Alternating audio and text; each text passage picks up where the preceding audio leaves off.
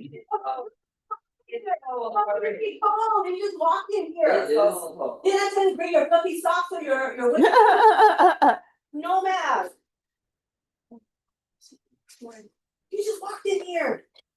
But Sean, you know what people say? People say Mr. Terrific is the third smartest person in the world because he's actually the smartest person in the world. And if he were to say, if he were to be number one, then people will want to get rid of him. So he's like, no, I'm just third. I am telling you. Last night. Mhm. So I haven't talked to her today to see how she enjoyed it, but she went last night. But you know, one of my friends, they went to go see Jurassic. So I'm gonna see how that is. Okay, did they tell you anything? No, they went last, when did they go? I think last night or something. They got some sort of free pass or whatever. I'm chilly. It is not cold in here. We will not say a word because they will put it on 90. Cindy. No negative, man. You go put your coat. Go do what you need to do. I have my sweater on. See, Deputy Laura, the problem is they were not here when it was 90 degrees. Yeah. I didn't care. They don't know what we've been through. It was hot and sticky. They have no idea what we've been through and how far we come. Judge, I think we should replace it because she said it's cold and Bexar.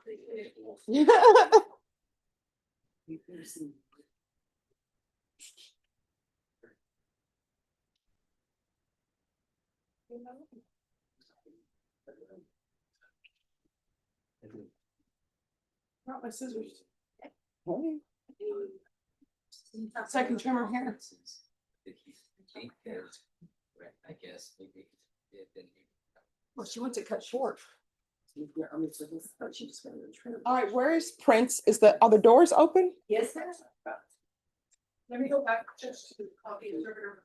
Well, I mean, you don't need to call the interpreter just yet because the attorney is not here. And neither is his client.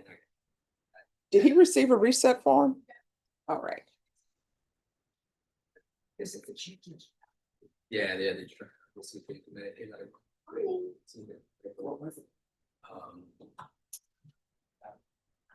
Like instead of like everybody showing up in the morning, like people she'll handle it there, just momentarily. That it'll give us sign that the cases here where it's taken. So the judge all the way out of getting over. So the city. So a lot of people still take up a lot of rules.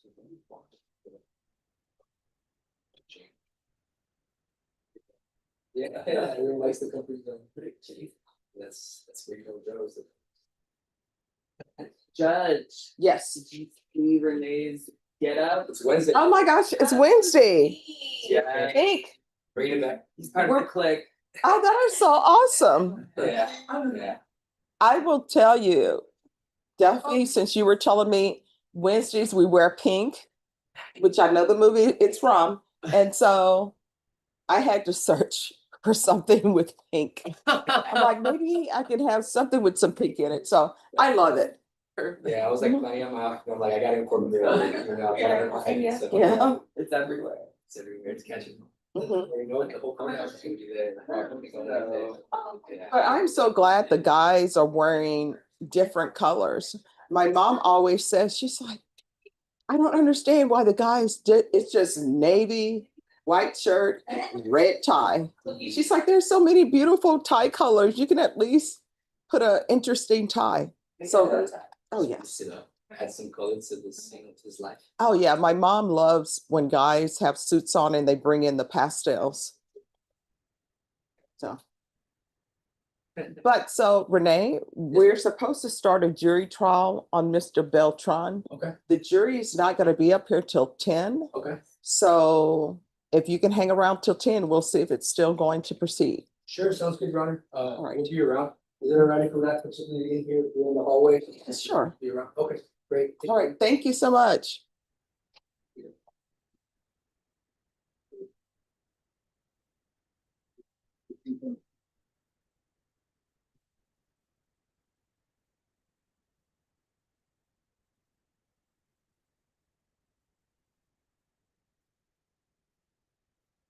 All right, and I'm leaving, we're recessing at 12 Fabulous. because, Vashawn, I'm going to the energy saving workshop that they're putting on for all employees.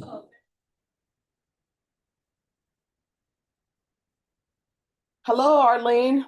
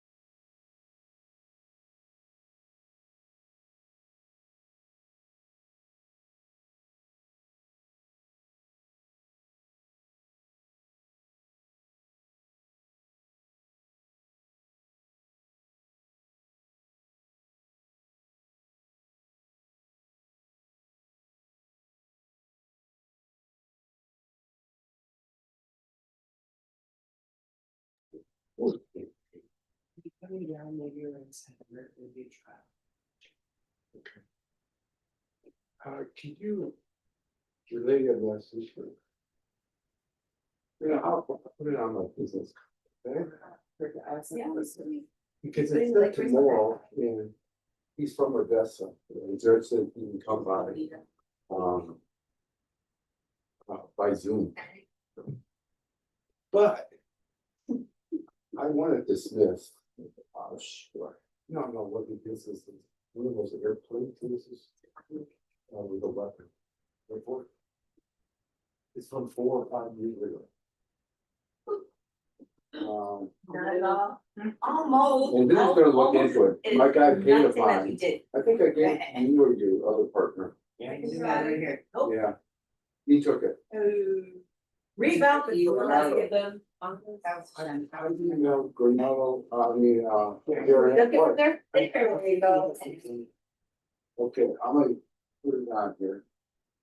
The last name, Granado.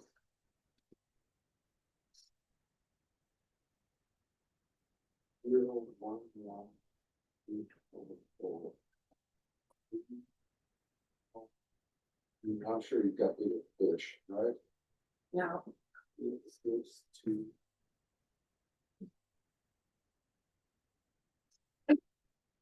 Just have them call me up. It's a little bit of people. I'm never in the office, and if they're running around here, Yes, sir. but I always got my phone scheme. Awesome. We'll look into it. Now, since I'm here, I'm gonna try to find the Zoom number.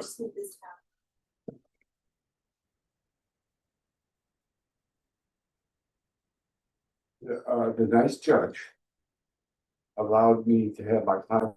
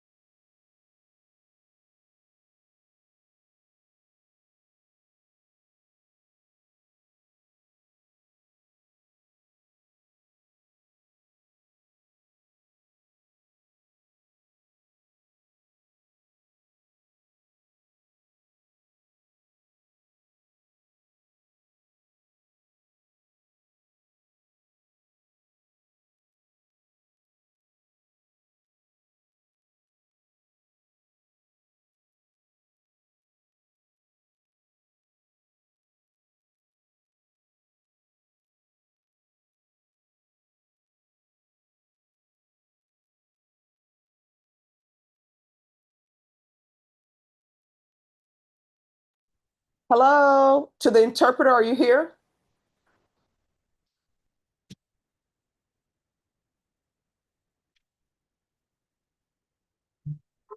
All right, yeah. Do you mind going into the back and letting Norman know the interpreter needs to unmute?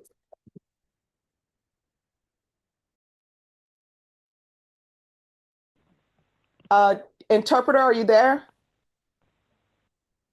Yes, ma'am. Can you hear me? I can hear you.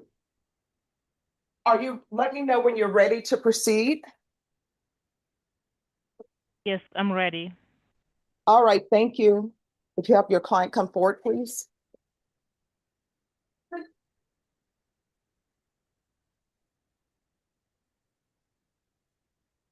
All right, and if you could just, of course, repeat everything that I'm saying. I have Prince Mugaraneza before me. So I'm going to call the docket. Court is calling 2025 CR 002913, State versus Prince Mugaraneza. Tugiye ku kirego cya 2025 CR 002913 kirega uwitwa Prince Mugiraneza. All right, and to the interpreter, could you raise your right hand for me, please? Do you solemnly swear that you will faithfully translate from English into Mr. Mugaranaza's language? I do. All right, and if you could state your name and your number for the record, please.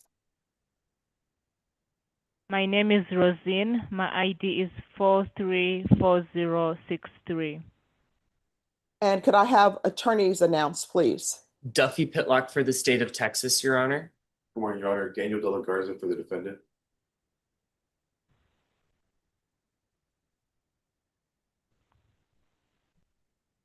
All right. Mr. Muguraneza, are you able to hear the interpreter? Yes. And do you understand it? Uranyumva? Yego. Yes. All right, and are you able to understand the interpreter? Yeah. Yes. You have to wait for the interpreter to interpret. All right, are you able to understand the Urabasha interpreter? kunyumva? Uri kunyumva? Yego. Yes. All right, so yesterday with the previous interpreter, I went over documents with you. Did you understand those documents? Ejo n'umusemuzi twari dufite hari amadokima yagusobanuriye wabashije kuyasobanukirwa? Yego narasobanukiwe. Yeah, I understood. All right, then how do you plead to the offense of aggravated assault with a deadly weapon? Do you plead guilty, not guilty, or no contest? Hanyuma ku byerekeye kuri kiriya cyaha barimo bakurega uravuga ko kiguhama uracyemera ntucyemera bimeze gute? Oh, ndacyemera. Guilty. No. Yes. We'll take that. Well, no, has he discussed it with you? And is this how he wants to plead? I've discussed both options with him. My advice was to plead no contest. If he wants to say guilty, there's a recommendation here. And that's even better for me because Oh. Sorry, Judge. Yeah, because she has to interpret. Yes, ma'am. So nshaka kumenya no contest mu Kinyarwanda. Uti? Nshaka kumenya no contest mu Kinyarwanda.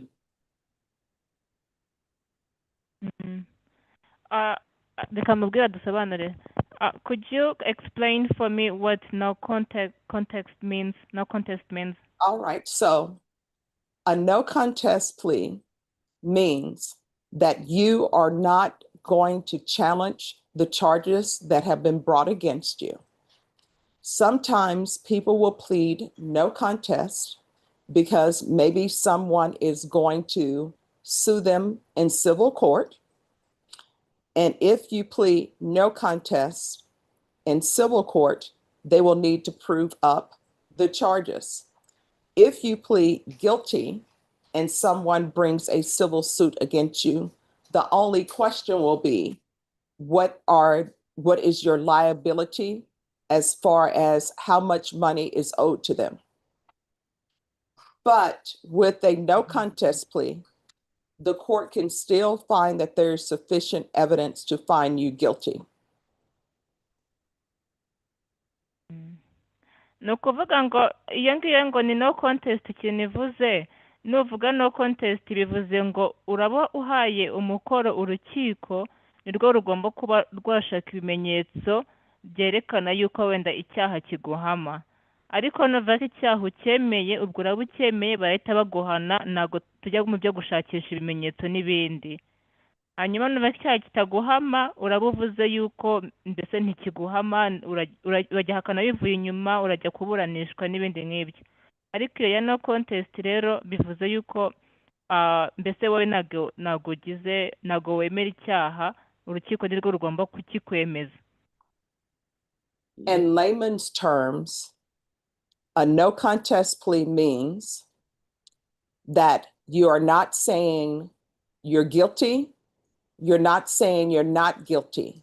You are just not fighting the charges that have been brought against you.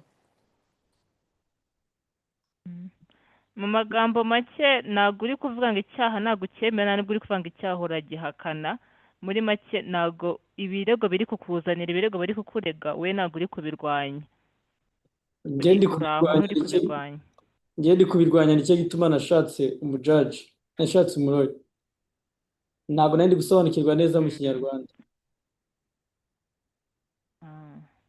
Yeah, it's I didn't understand before in my language, but what I want to do is I want to fight the charges. That's why I found myself an attorney. Well, in that case. All right, so do you want a jury trial? urashaka tujya mu rukiko na ba bantu baba bahari banzura niba kigufata cyangwa kitaguhama. Let me explain to you what a jury trial is. Sir, let me explain to you what a jury trial is. With a jury trial, 12 people will be brought in to listen to this case. The state would call witnesses. Your attorney would have the opportunity, if he so choose, to question whatever witnesses the state brings in. The jury, if they're able to come to a decision, they can vote not guilty, they can vote guilty, or they can say, we can't come to a decision. If they vote guilty, there's a possibility a jury could give you probation based upon the indictment, or they could sentence you to prison anywhere from 2 to 20 years.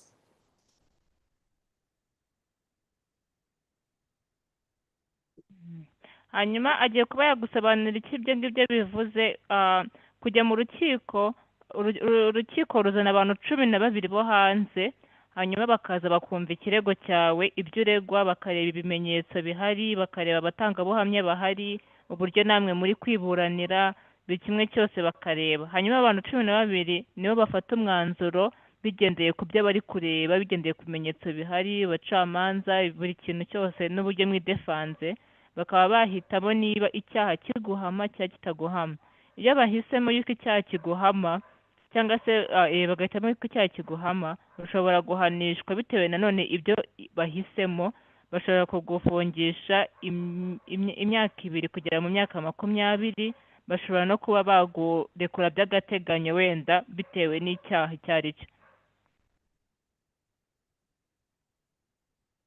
So, do you want to continue with this plea bargain agreement, or do you wish to be set for jury trial?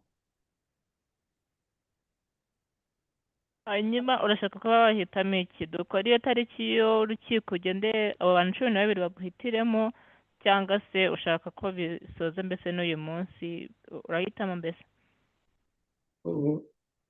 njyewe ndahitamo iyo no contest kuko nibyo navuganye n'umuriro wanjye. I'll do the no contest just like I spoke with my lawyer about. All right.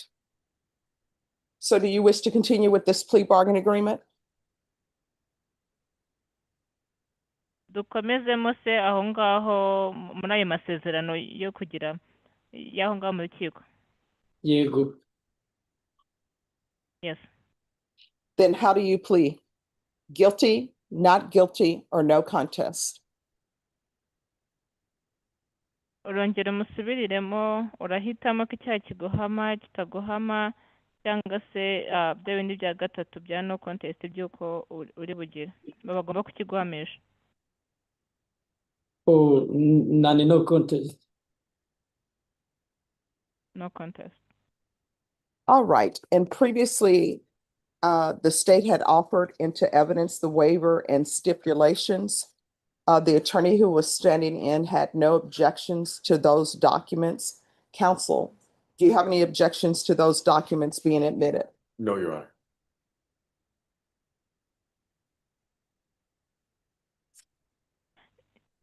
Should I interpret that, ma'am? Yes, please.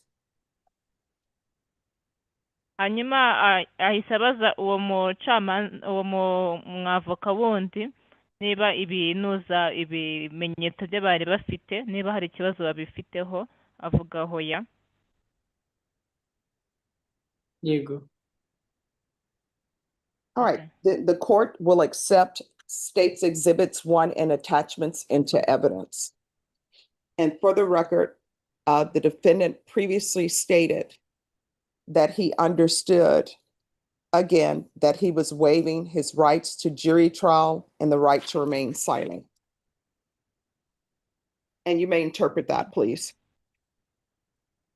Yes. Hanyuma ubwo urukiko rugiye gukomezamo rwakire ibimenyetso bihari by'abakurega, hanyuma nawe mu kubyemera uraba wavuze yuko wasobanukiwe neza ko mu kuvuga uko nguko uraba utanze uburenganzira bwawe, ntabwo wemerewe kuriya wenda ufite uburenganzira bwo guceceka mu gihe bakubajije ikibazo, ubu ngubu ntabwo ugifite, ndetse n'uburenganzira bw'aba ari abantu 12 bwo kujya mu rukiko n'ubwo burenganzira bwavuyeho ntukibufite. All right, after reviewing state's exhibits 1 and attachments, the court will find there is sufficient evidence to find you guilty. The court will defer finding of guilt as you've applied for deferred adjudication. And you may interpret. Hanyuma urukiko rugiye kuba rwakemera ibimenyetso ibyo ari byo byose bihari by'abakurega kugira ngo babashe kuba bagaragaza yuko niba icyaha kiguhama. Yego. Yeah. All right. Are we proceeding with sentencing? Yes, Your Honor. You may interpret. Arambwira dukomezemo. All right. Sir, are you employed? Yes, ma'am. You need to speak in your language. Ufite Yes, so the uvuga mu question is, are you Kinyarwanda, ufite employed? akazi? Yego. Ufite akazi? Yes. And what do you do? Kora iki? Ubwo muri warehouse muri Amazon. I work at a warehouse in Amazon. All right. Do you have any children? Abana? Yego, mfite umwana umwe w'imyaka 4 w'umuhungu. Yes, one, a 4-year-old boy. All right. And does he live with you? Murabana? Yego, turabana. Yes. No. All right. And the people involved in this incident, do they live near you? Aba bantu bari muri kino kirego kiri kukuregwa murabana, muraturanye, batuye hafi yawe?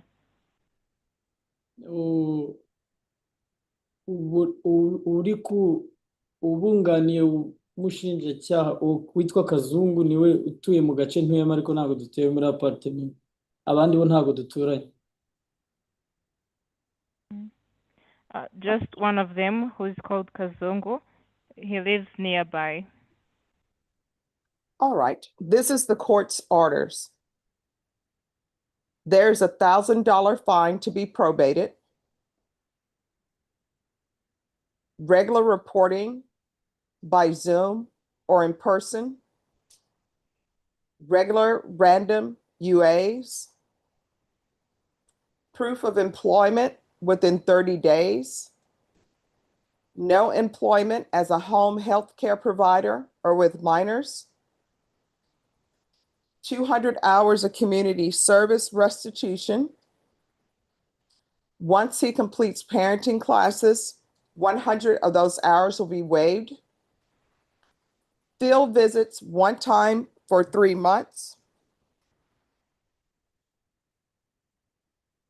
6 years deferred adjudication.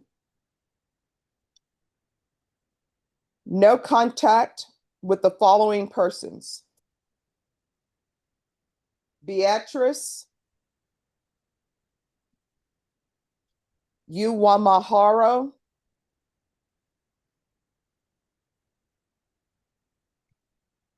Avaresti Marawanashai Ara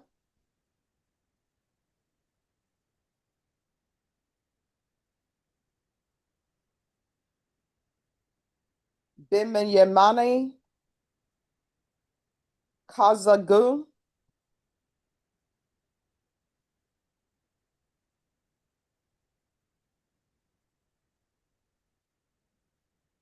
restitution to Beatrice Umama Haro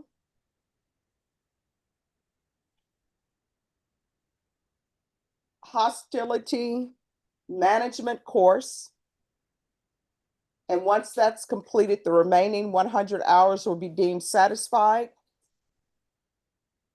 TAP evaluation, that's TAIP, out of custody. And 30 sober support meetings in 30 days. If you could repeat that, please. Yes, in Kinyarwanda, or do you want me to repeat it for you? No, and his language. All right. Hanyuma urukiko rwanzuye ibihano bikurikira, hari amadolari igihumbi mbese yo kwishyura. Hanyuma hari kuba bakurekura by'agateganyo y'ayo madolari igihumbi mbese mu gihe wayishyuye. Hanyuma hari ukuzaza witabira kugira ngo mbese ubereke ko muri kumwe, ubwo no kwitaba mu gihe bagushatse, yaba ari kuri Zoom, waba wagiyeyo aho ngaho mukabonana. Hanyuma hari kwerekana yuko ufite akazi mu minsi 30. Mu minsi 30 ishize tuvuge icyemezo yuko wakoraga wari ufite akazi. Hariho amasaha 200 yo kuba waba umukoranabushake, mbese bakundi utanga serivisi ariko utishyurwa, ariko ukora ariko utishyurwa, amasaha 200.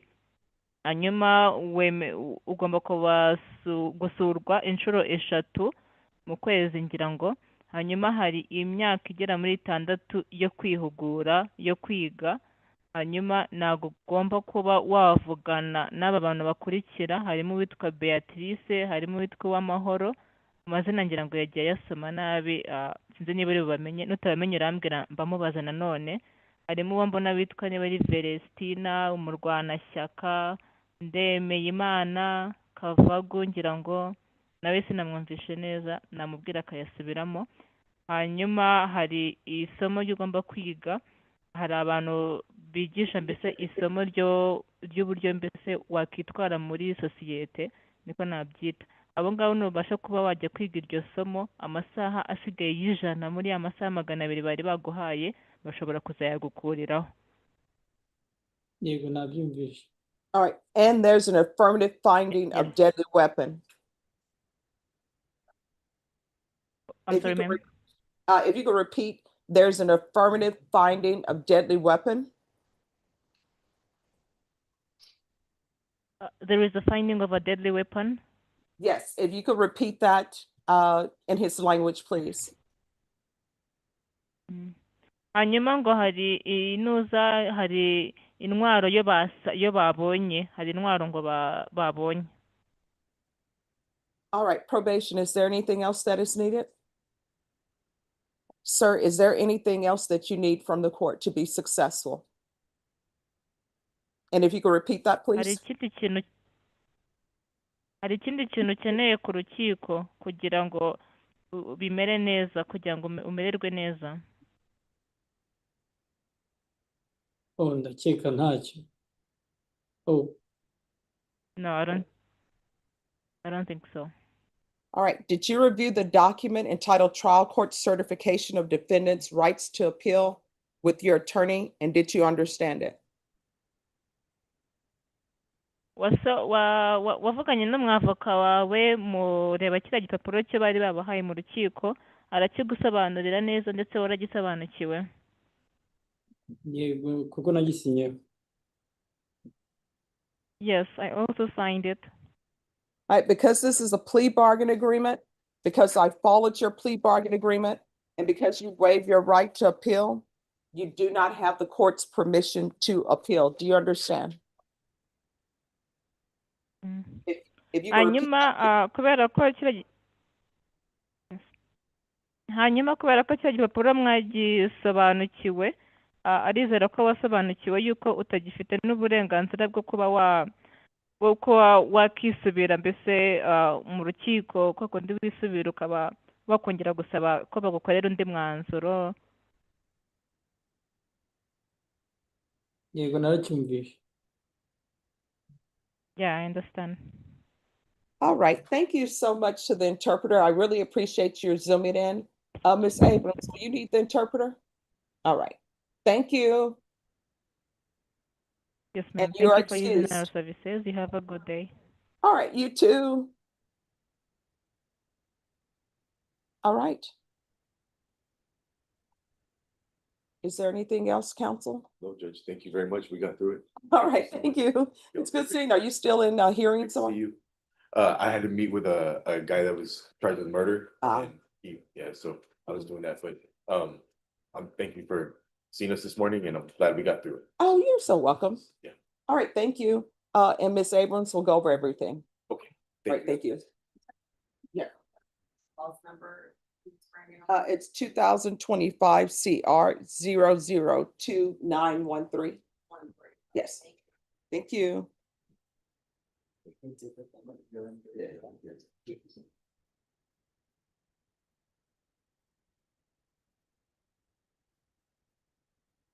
Awesome. Hey, we have more pink. Yes. I loved the line. Shall I repeat it in English? Um, No. Yeah, no.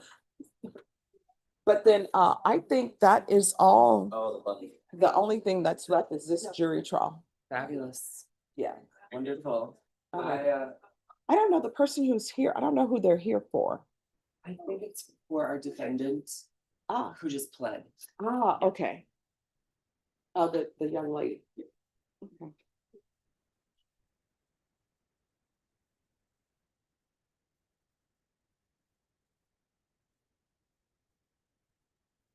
And Vashon? This case is something.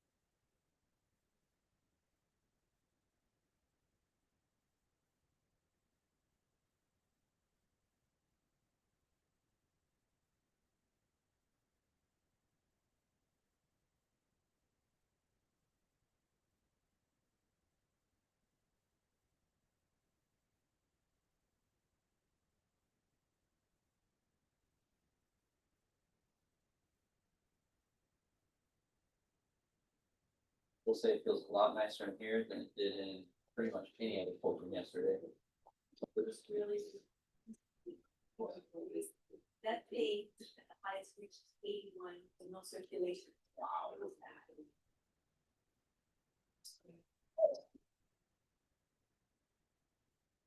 Yeah, County Court 2 and County Court 12 were both pretty warm yesterday, but the indictment sunk. Felt like I needed to bring Alan.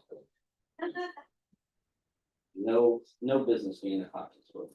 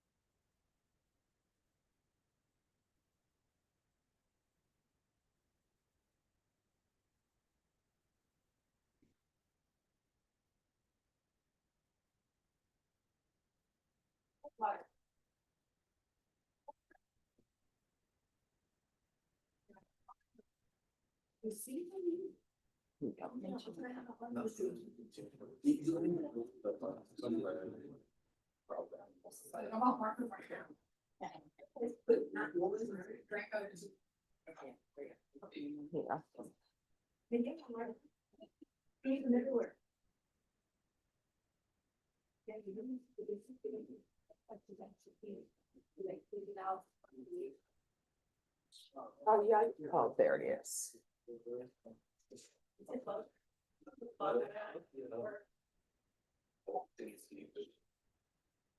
Shut up. That's what could not be yes. Oh, Duffy? Yes, yes. Hi.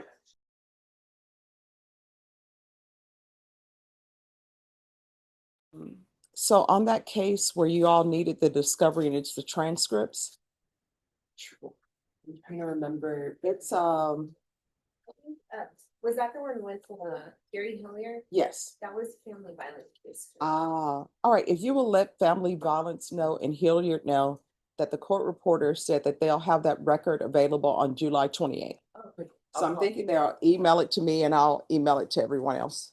it was July 28th. Yes, Wonderful. thank you. Yeah.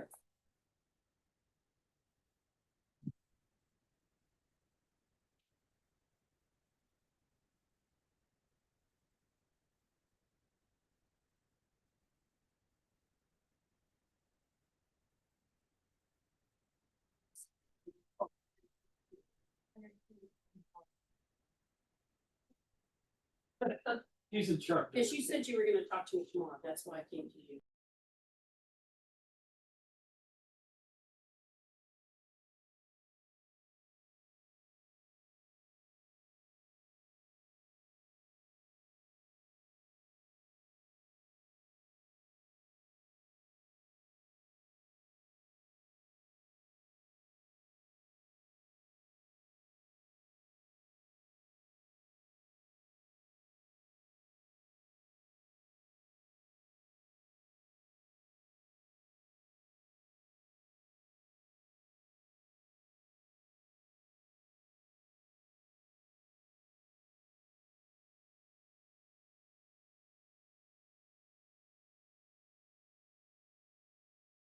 Deputy Laura, I need to see, I'm gonna look up and find out when the next book for the fourth wing in the series is coming out.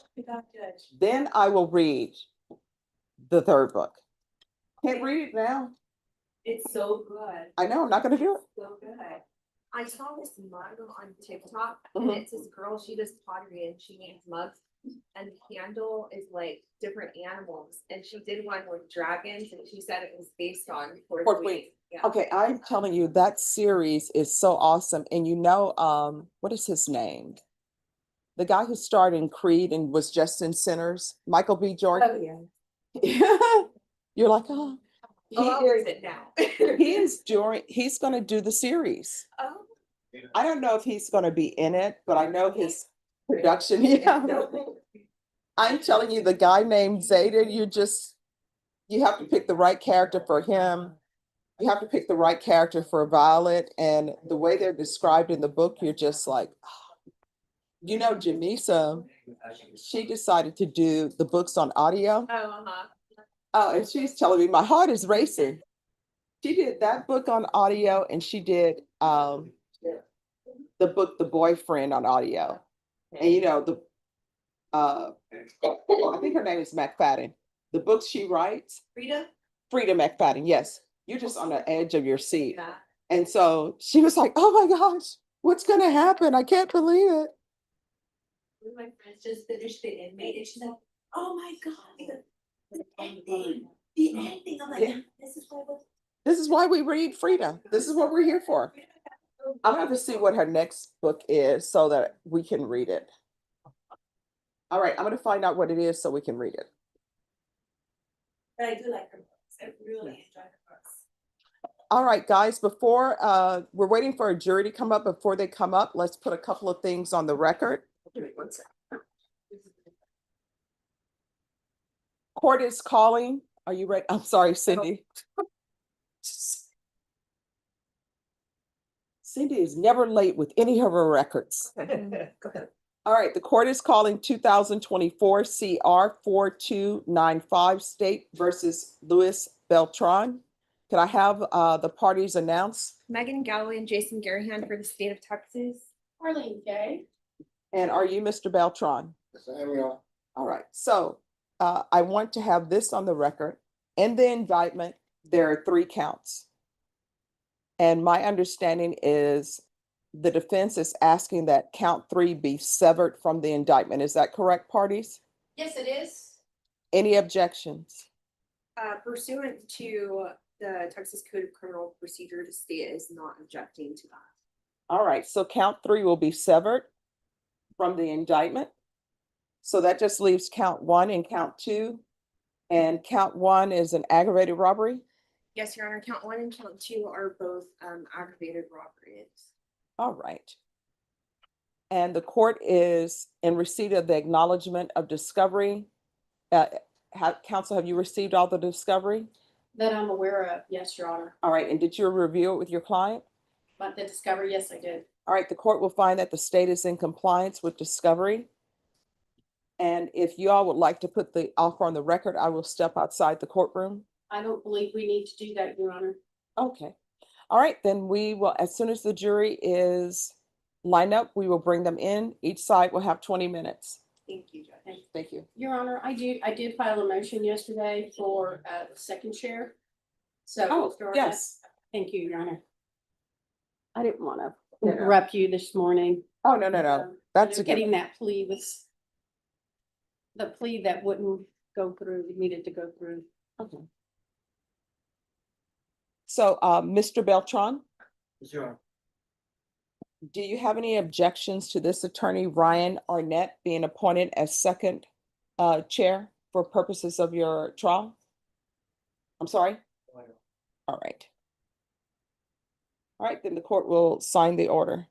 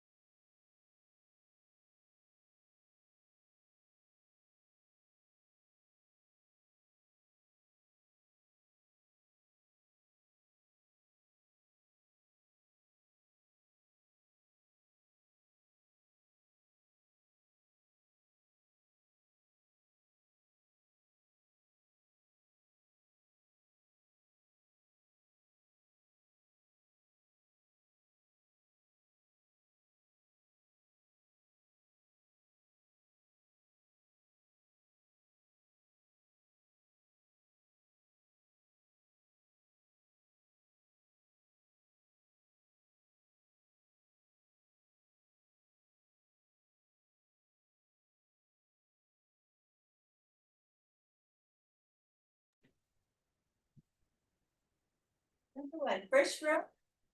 You can say nothing.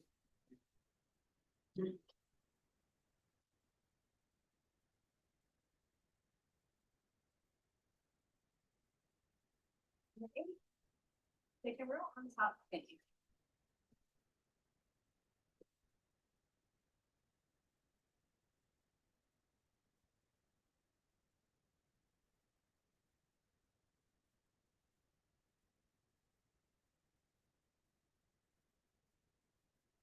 Oh, there's one missing. Yeah, it would be something. What number? 18. Okay. Went to the bathroom.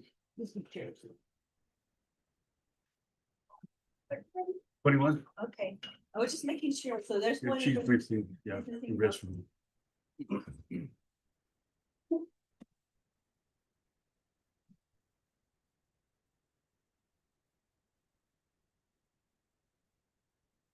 Oh, 30 minutes? Oh, holy crap. It's all hallway. Up in the front. Ready?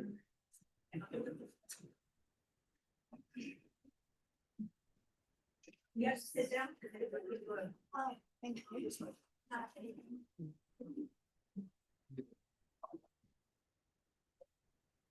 There's something missing. Number? One.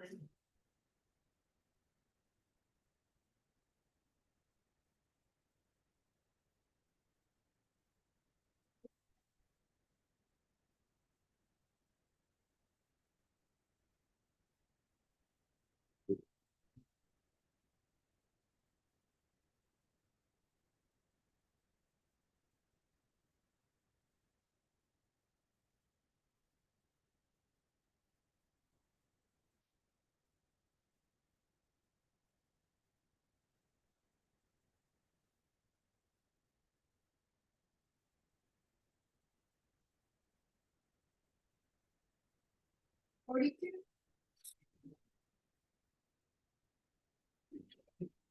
Whenever you're ready.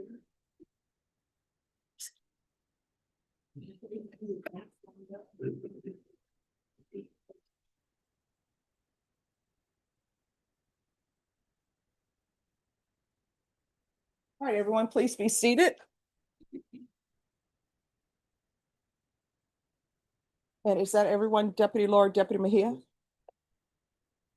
All right, everyone, good morning. All right, so the day can't be that bad because it's only recently started. Good morning, everyone. Awesome.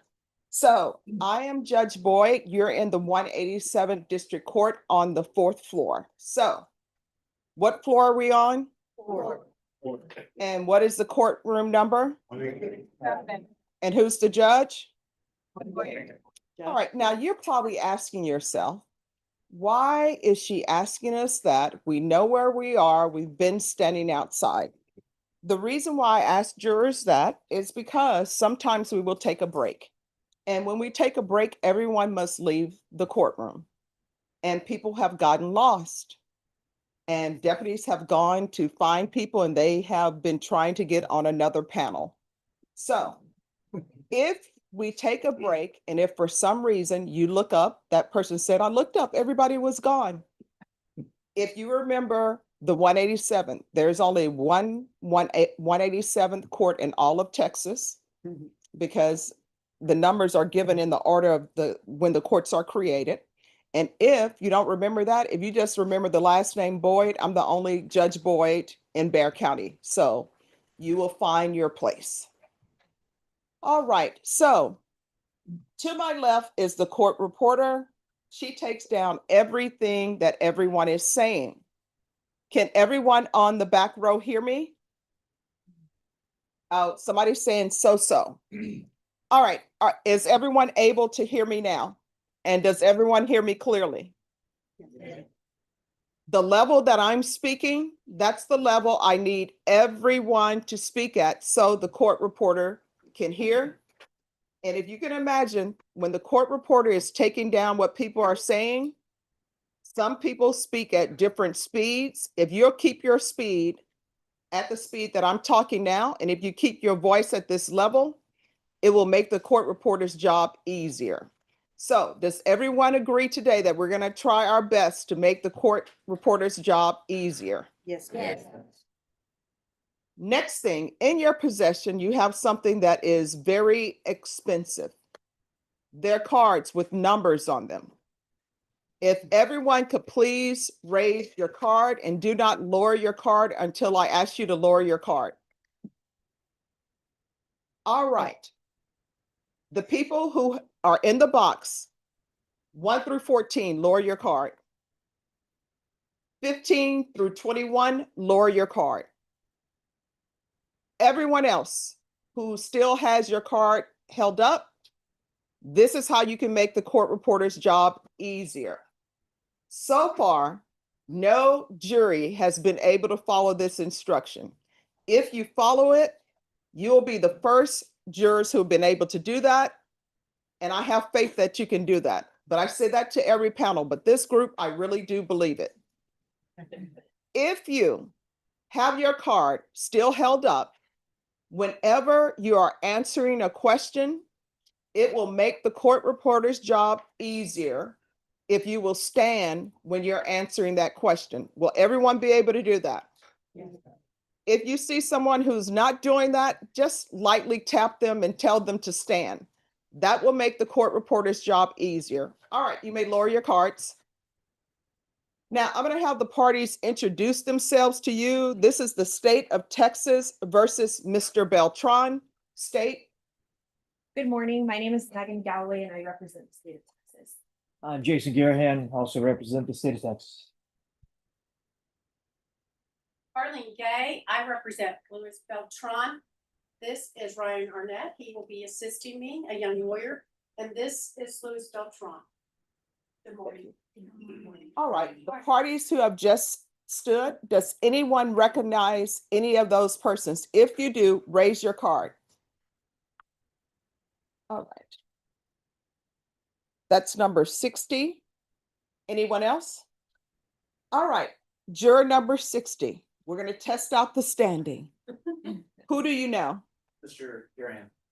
Not personally, but I was a former probation officer, so I do recognize him. I've seen him around. All right, thank you. Now, in this case, Mr. Beltran is charged with, in count 1, with the charge of aggravated robbery, count 2, aggravated robbery. Now, when the parties speak to you, when I speak to you, none of them are allowed to tell you what they think the facts are in this case. They're only allowed to speak to you in hypotheticals. So don't do the Mrs. Kravitz things for Bewitched where you're thinking, oh, that's what happened in this case. You are not allowed to know what parties think happened in this case unless you're on the jury. Does everyone understand? Yes. Yes. Now, in felony courts, how someone gets to a felony court to this point of jury trial is that that person is indicted. So what is an indictment? An indictment is just a piece of paper, and it's a piece of paper to let you know what you are charged with and where you need to be for jury trial. Does everyone understand? Yes. It is not evidence of guilt. It's not evidence of anything. And you cannot hold it against Mr. Beltran or even consider it. Does everyone understand? Yes. It's only a document to let him know what he's being accused of. Does everyone understand? Yes. Let's practice raising our cards. How many people here have ever had a traffic ticket? All right, so that trend continues. We have some horrible drivers in Bexar County, but we're working on it. All right, you can lower your card. So I've had a ticket before, once in my life, when I was about 19. I'm 21 now, so it hasn't been that long ago. So when I received my ticket, it was back in the day where the officers had a paper book. They would just tear off the ticket. They would keep the original. You would get a copy, and it would tell you what you're being accused of and where you need to go to answer for that ticket.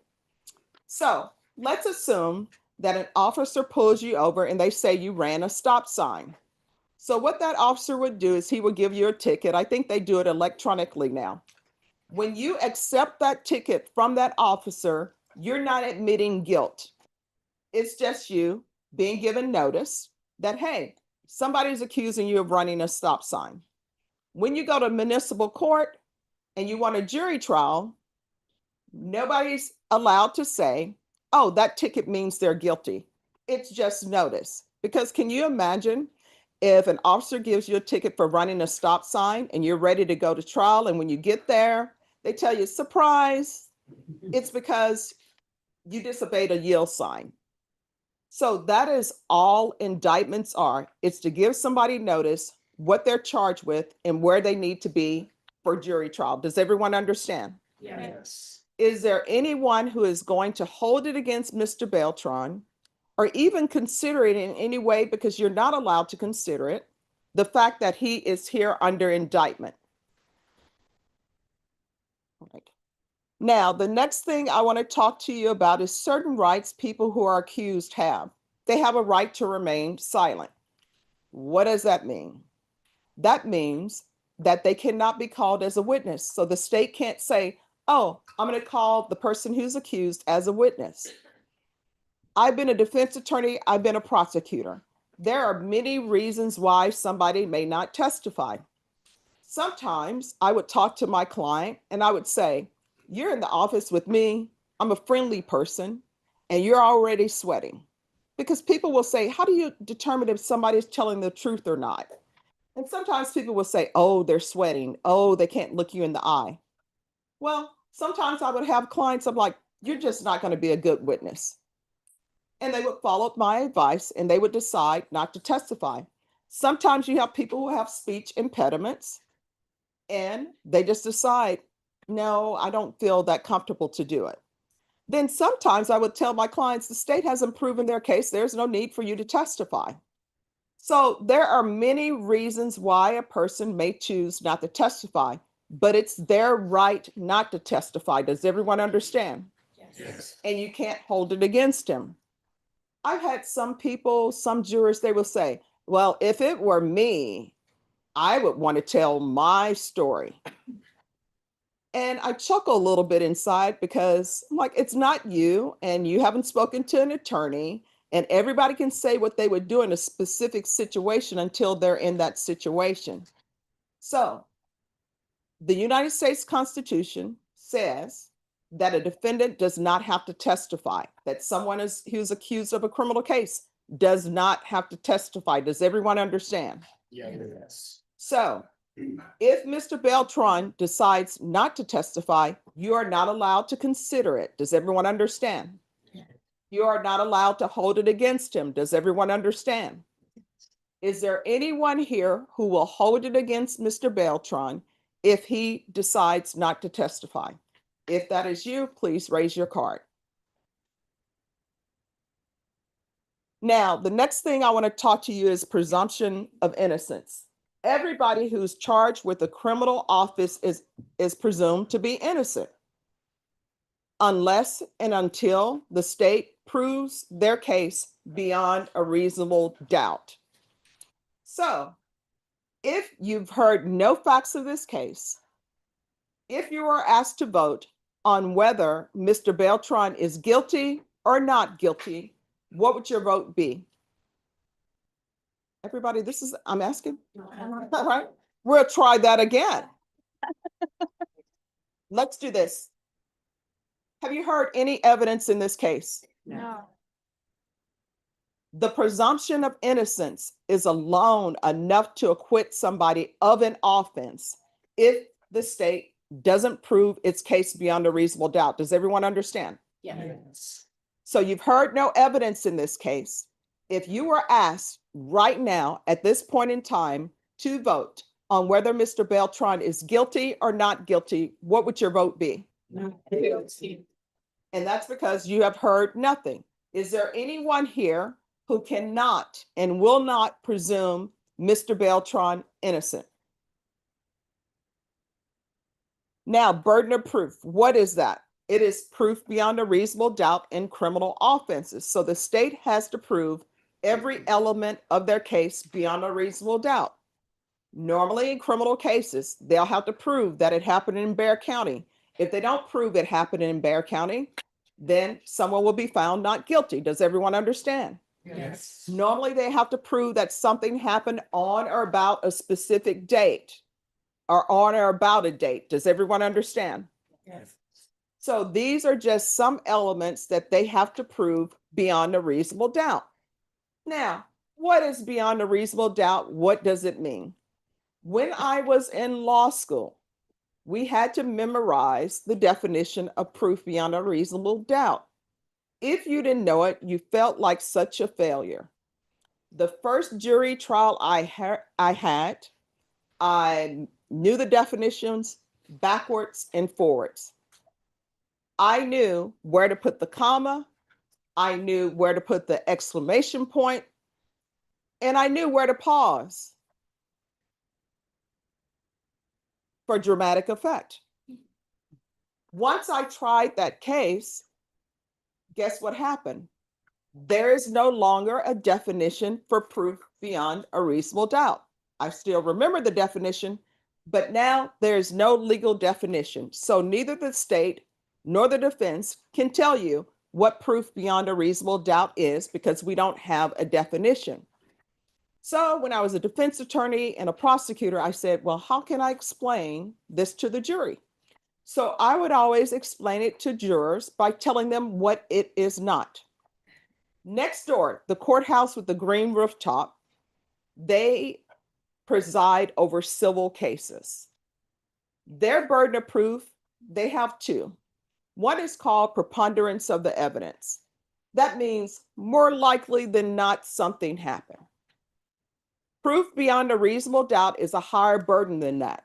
So if you are ever in a criminal case, doesn't matter if it's misdemeanor or felony, if you are deliberating and someone says, well, I believe that happened more likely than not, you know you are not in the correct courthouse, you're on the civil side. Does everyone understand? Yes. The other burden they have over there is what's called clear and convincing evidence. Clear and convincing evidence is their highest burden, and it is the burden of proof that is needed to terminate someone's parental rights, where they say, we think you'll be a danger to this child, so you will no longer be allowed as this child's parent. Does everyone understand? Yes. There's a higher burden in that. And the highest burden we have is proof beyond a reasonable doubt. So the state has the burden of proving its case beyond a reasonable doubt. The defense does not have to prove anything. Our professors in law school, to make us understand it, they would use an example. And I'm going to use that same example that my professors use. The defense could play video games. They could play crossword puzzles. They could ask no question of any witness. And the reason why they can do that is because they do not have to prove anything. The state has the burden. The defense never has the burden. Does everyone understand? So if you're deliberating and you start saying, well, why didn't the defense bring this evidence that we needed? Well, why did the defense bring this? It is not their obligation legally to bring evidence. Does everyone understand? Yes. Now, the next thing I want to talk to you is about fairness and what does it mean? Sometimes people will say, are you going to be biased in this case? Basically, they're asking if you can be fair. So, is there anyone here who was born yesterday and slept all last night? The reason why I asked that question is because everybody has things that have happened in their life. Some of us may have different traumas. People will always give you this example of fairness. They will say, you decided that you're going to come down for jury duty because you've been asked to come down for jury duty. You've mapped everything out. You say you're going to get up early. When you get up, you're having a great day. You've eaten breakfast. You come down. Your vehicle is on cinder blocks. But you're still like, I'm still gonna come in to do my duty. So you call your neighbor, you take the via bus or an Uber or Lyft, and you come down and you're standing outside. And when you get called in, you find out that the person is charged with burglary of a vehicle. People will usually ask you, so this is really not the case for you. And you really, it's just too much for you. The correct answer would be this: even though your car has been burglarized and you're now here getting ready to be on a panel for burglary of a vehicle, are you going to hold it against the person who's accused and say, you know what, my car got burglarized, they're charged with burglary of a vehicle, I don't care what is brought to me, I'm just going to find that person guilty?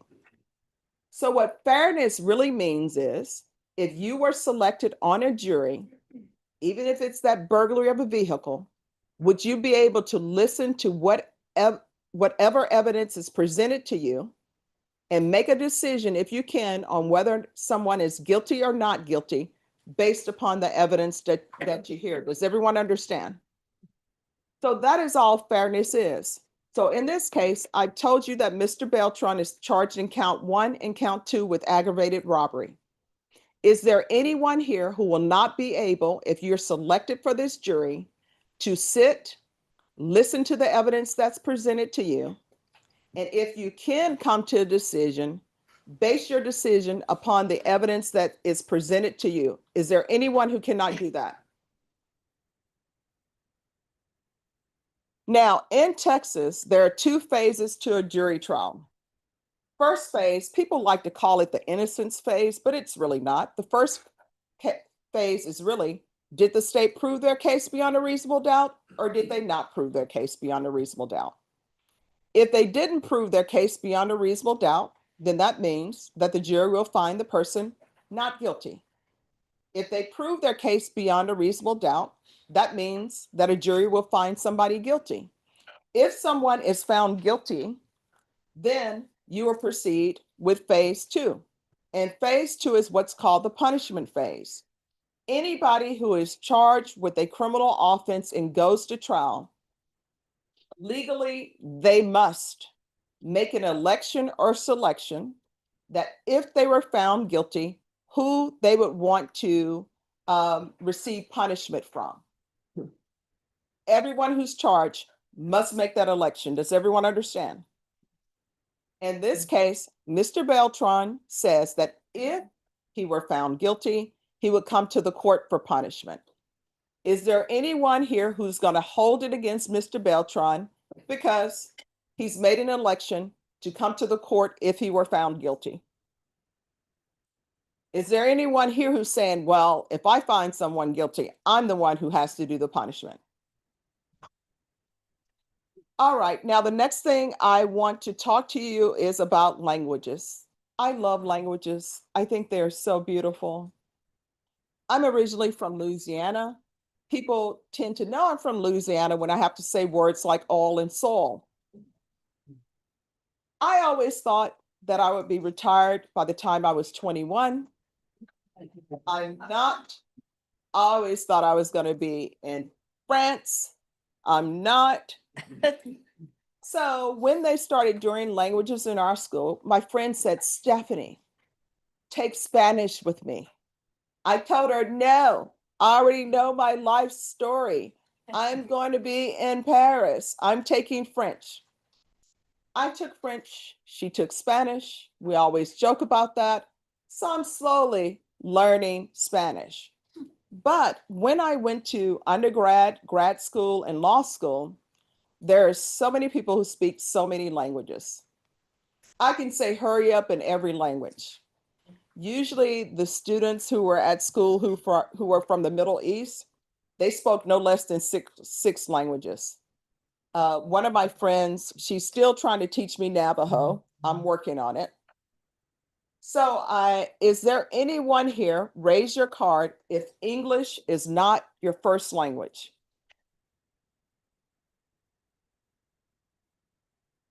All right, 5. And once I call your number, you can lower your card. 5, 36, 42, 48, 52, 65, 71, 72, and 75. Juror number 5, have you been able to understand everything? Yeah, All right, and what's your first language? my first language. Yes. Albanian. Okay, that is new. How do you say hurry up in Albanian? Louis Spade. Lushbay. All right, thank you. Number 36. Yes, Thank you. So what is your first language? Spanish, And have you been able to understand everything? yes, All right, thank you. no problem. Number 42. First language? Hindi. Oh, that is new as well. How do you say hurry up in Hindi? Jaldi karo. All right, okay, I'm working on it. Thank you. So have you been able to understand everything? All right, thank you. 48. Yes.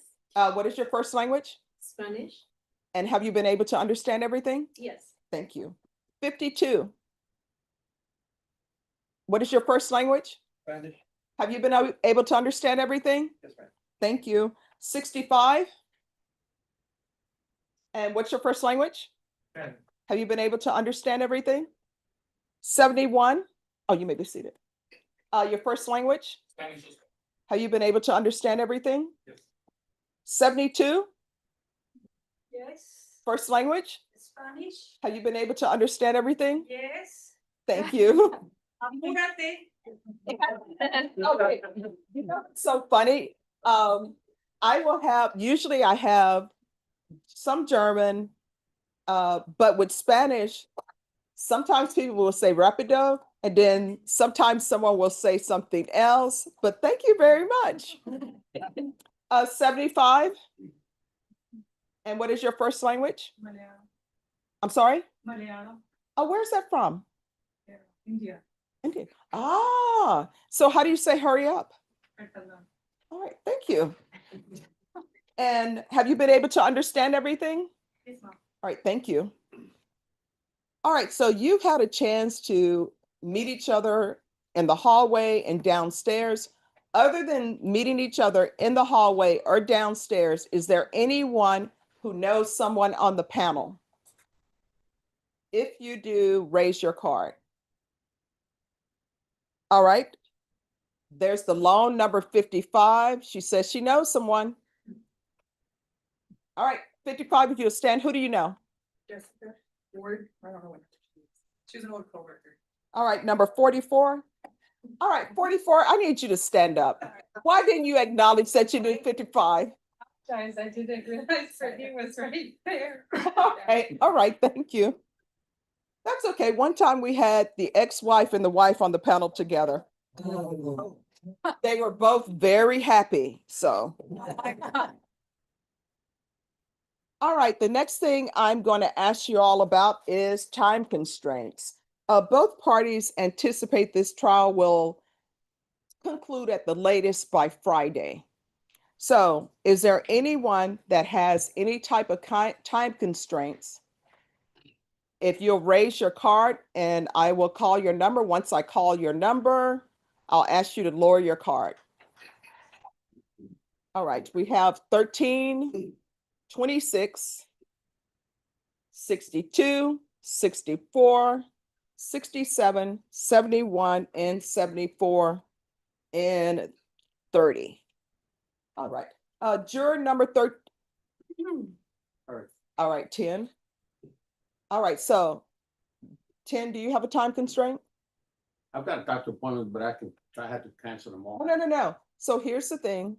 Everyone has heard my question. Has everyone had a chance to think about my question?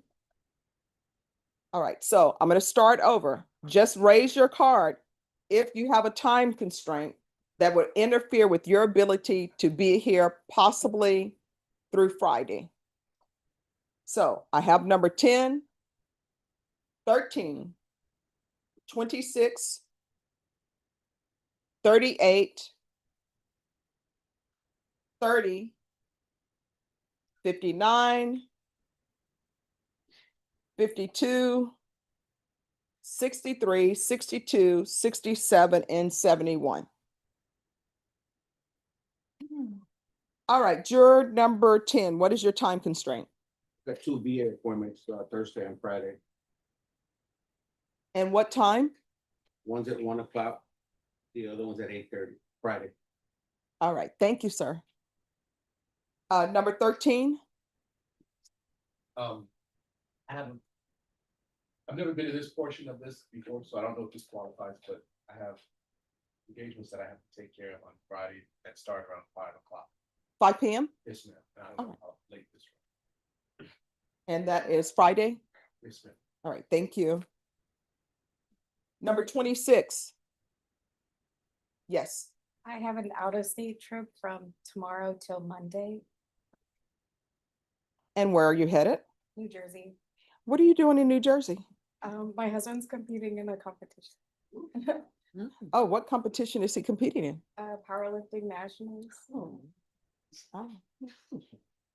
So your being there, would that put extra pressure on him? It's gonna be good. Okay, all right, thank you.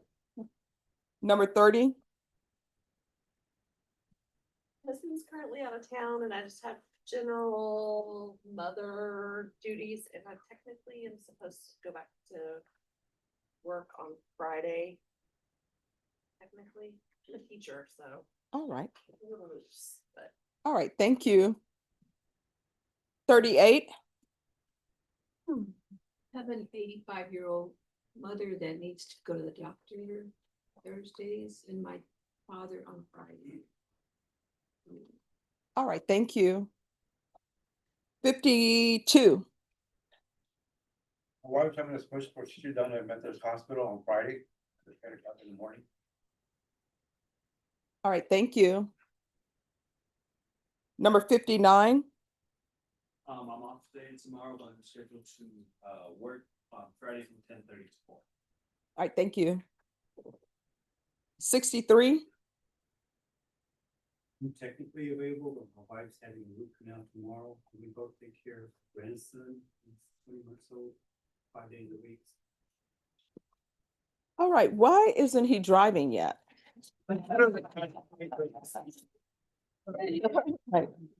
And I believe 62, Program manager during the day, so we have tomorrow for our program reviews and also.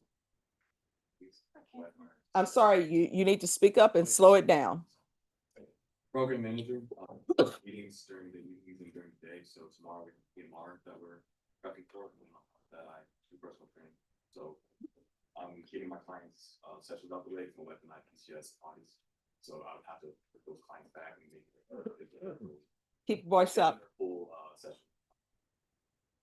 All right, so the meetings that you have, can that be handled by email? That's what I discovered about many meetings. It could have been taken care of in an email. Mhm. So what you do it, and personally. All right, and does somebody else do that, or is it just you? Have other people in the program, they could take more. All right, thank you. 67, I'm sorry, what? It's not, look, And when is it? it's in the morning, but I got until 3. All right, thank you. 71, Now I'm a newlywed. I wasn't able to cancel this thing in time, so I'm here. I had a interview for WebEx interview for today that I rescheduled for Friday at 10 a.m. okay. And where does the newlywed thing come in? Well, I interrupted our week, yeah. All right, because sometimes people say absence make the heart go fonder. All right, thank you. All right, so anyone else? See, people now they say nothing happened to them. All right, number 16. Yes, I'm a pharmacy tech in a hospital and I deliver medications. Can you stand up? Yes. Okay. She can't hear you. Sorry, I'm a pharmacy technician in a hospital and I deliver medications and we're shorthanded. I'm scheduled to return to work tomorrow at 6 a.m. All right, so is there someone else who can do that? Yes, but we're shorthanded. All I right. wasn't sure if it qualified, for, bringing it up. All right, thank you so much. 20, I'm not sure if this qualifies either, but my daughter flew in yesterday and she just tested positive for COVID. So I don't know if I was exposed or not, but just wanted to bring it up. well, thank you. You never know if I, you know, I'll be sick. Yeah. 2 weeks. Yeah. This is the perfect time to tell us. I'm just playing. 36. Yes, I have to look after my nephew tomorrow. I'm sorry, what? I gotta look after my nephew, And how old is he? 10. Thank you. 74. I'm scheduled 7 days a week and I'm also a student, so my time is just very valuable. I wouldn't be able to finish my coursework if I were here for those days. All right, so are you in person? It's online. All right, thank you. 75. I'm sorry, what? I'm working tomorrow. All right, thank you. All right, so people who have employment, this is what I tell everybody about employment. If your job does not happen without you, that means you're indispensable. So what that means, if you were to retire, that job would just disappear because you're the only person who can do that.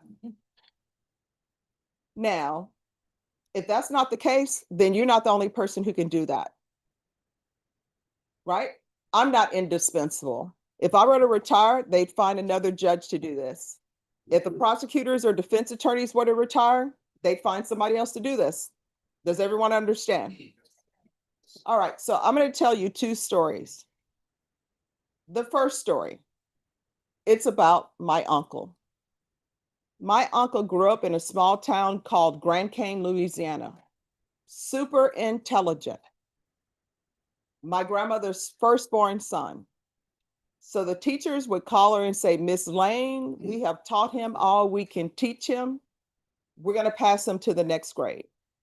Now, when his sisters and his brother came behind him, they didn't like that too much because the teachers said, we're expecting a lot out of you because your brother is super smart. So he ends up graduating, and he graduates.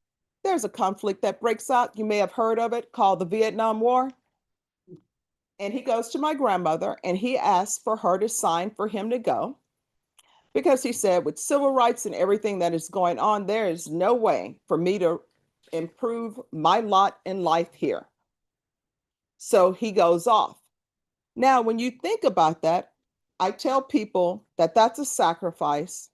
Jury duty is an inconvenience. It's an inconvenience because you have to pay for parking. It's an inconvenience because somebody's interrupting your day. So my uncle and his mother made a sacrifice. And I know that parents will tell you, we don't have any favorites. We love everybody the same, but it's something about the firstborn because every parent, you practice on the firstborn. So she sends him off. And that was back in the day where you get news here and it's 24/7 and you can watch anything on television. You have all these channels to choose from. They only had 3 stations, ABC, CBS, and NBC. And NBC, you really couldn't count on because the weather had to be just right. If it was raining, it's a no-go. If it's windy, you're going to get some lines in your TV. And then at a certain point in time, programming ends. And it's ended because you'll either just have the white noise on the television or either they'll play the national anthem, the end. My grandmother did have a telephone. Young people don't know what a touch tone is. They don't know what a rotary is. My grandmother's phone wasn't a touch tone or a rotary, had no numbers. You pick up the receiver, and when you pick it up, the operator answers and you tell them, who do you want to speak to? That's why you would have songs like Beechwood 45789. That's who I would like. Beechwood 45789, please. So when my uncle goes off into the military, Of course, my grandmother has his name. She has his number. That's it. You put it on a letter, you put a stamp on it, you send it off in the mail. And I've since had relatives who joined the military, and when you get there, whoever your commander is always says, everybody write a letter to your parents, write a letter to your loved ones. Well, guess what? That letter didn't come to my grandmother the next day.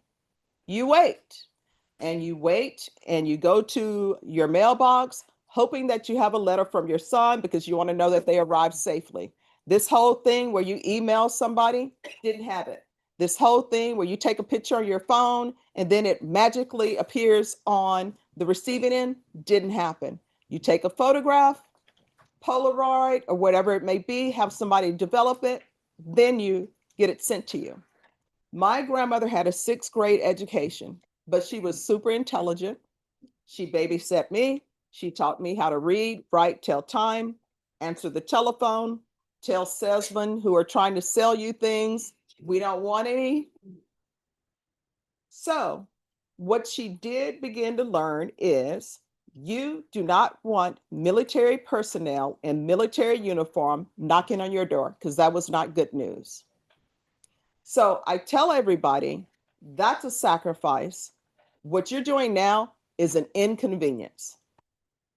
Your country only asks 2 things of you. They ask you to pay your taxes and serve on a jury once in a blue moon. How many people here, raise your card if you served on a jury, actually heard testimony? Raise your card. And that's usually about right, about 1/4 of the people who have ever served on a jury. So I see people all the time. It's Veterans Day. It's Memorial Day. Tie yellow ribbon around the old oak tree. I see people doing all of that, waving their flags. Your country is not even asking you to be drafted anymore. They don't have the draft anymore. All they're asking you to do is take some time out of your day and serve on a jury. That's it. You don't even get called up every 3 months. So I tell people, this is an inconvenience. You love your troops, then you don't mind being on a jury panel. People love to say, troops fight for our freedoms. They fight for our free speech. Yeah, they fight for people to have a jury trial with a jury of their peers. So that is all your government is asking of you. Now, I used to stop the story that at that point, then Deputy Laura and everybody was like, you didn't even tell them. Did he make it back? What happened? Yes, he did make it back home. He has since passed. Some of his siblings, my aunts, my uncles have since passed. My grandmother has since passed, but yes, he made it back. The other story I'm going to tell you is about one of my friends I went to law school with. She decided to do civil work. I always wanted to do criminal. She told me she was having jury duty. Let's have lunch. We have lunch. I asked her, how's it going? She's like, it is going fantastic. Now that I'm a judge, I'm like, how could it be going fantastic? You were not with Judge Boyd. What's happening here? But I say, why are you saying it's going fantastic? She said, because I am not going to be on this panel. Piques my curiosity. I said, well, why do you say that? And she said, it's because it's like law school. I'm on the back row. I'm keeping my head down. I'm not answering any questions. I laugh and she said, what is so funny? I tell her, I am just happy. We're going to be having lunch all week. So other than raising a card saying, please place me on the jury, the quickest way to get on this jury is to be quiet. And I hope that encourages you to talk, because these attorneys are each going to have 20 minutes to speak to you, to get to know you. They don't get a chance to go out to your home, have lunch with you or dinner with you. This is where they get to know you. And this is the only time they will be allowed to speak with you. State, are you ready to proceed? Yes, Your Honor. Good morning, everyone. Like I said, my name is Megan Galloway and I represent the state of Texas. And I have a confession to make to you all. So it's no secret that there's a lot of construction going on downtown. And this morning, While I was on my way to work, I was like, you know what, I'm gonna stop and get a cup of coffee. And the coffee shop took a little longer than I expected, and they kind of put me behind schedule on getting to work. And so I come downtown every single day. I know when the lanes are going to merge into one. And usually I'm calm, cool, and collect. Like, you know, I'm gonna let 3 cars merge in front of me because I'm usually early. But this morning, I was like, I really need to go to work. The coffee shop put me behind. And so I tell you all this because somebody was trying to merge at the last minute. And I was like, I'm sorry, buddy. Today, I just can't let you do it. And so I'm telling you all this because if you see me here and you say, hey, that is that jerk that did not let me merge this morning, please speak now or just forever hold your peace, okay?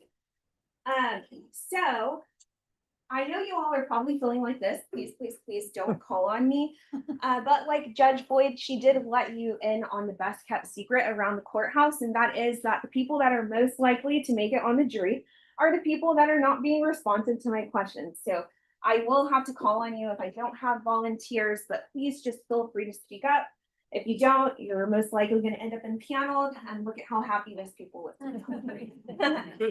And so let's talk about what is the purpose of jury selection. During jury selection, we cannot talk about the facts that are for this specific case, but what we are talking about is the law that applies to the offense. And so this is a judgment-free zone. We are just trying to learn about you all, our panel members, and find 12 fair and impartial jurors who are right for this case. So when I say this case, I want to ask, does anybody know who this is up on the screen? What is your number? 7. Can you please tell me who that is? Okay, Willie Nelson. And can anyone tell me what Willie Nelson loves? Juror number 16. He loves smoking marijuana. And so I am going to refer to something during my jury selection that is called the Willie rule. And what that means is 1, do you understand the law? 2, do you disagree with it? And 3, can you follow the law? So going back to Willie Nelson, he has a fundamental belief that he believes that marijuana should not, or possession of marijuana should not be a criminal offense. And so do you think that he could be a fair and impartial juror in a possession of marijuana case? No, right? Because he fundamentally disagrees with the law. And so really that's what we're trying to figure out today. Now, I have a rule during my jury selection, and that is the no waffling rule. I'm going to be asking you guys some questions, and a lot of times we get jurors and they kind of are like the little train that could, right? When I ask them, you know, this or this, and they're like, well, I think I can. And I'm sorry to inform you all, but like Judge said, we only have 20 minutes, and I think I can is not good enough. So I want you guys to really just listen to the question and then pick the answer that you most align with. Does everybody understand that? Yes. Okay. Now, the judge let you know the burden of proof in a criminal case is beyond a reasonable doubt. What does that mean? Well, like the judge said, I can't tell you what it means, but I can tell you what it's not. It's not beyond all doubt, it's not beyond all unreasonable doubt, and it's not beyond a shadow of doubt. It doesn't even mean that you're 100% sure. And does anybody know what that would make you if you were 100% sure of what happened on the date of the offense?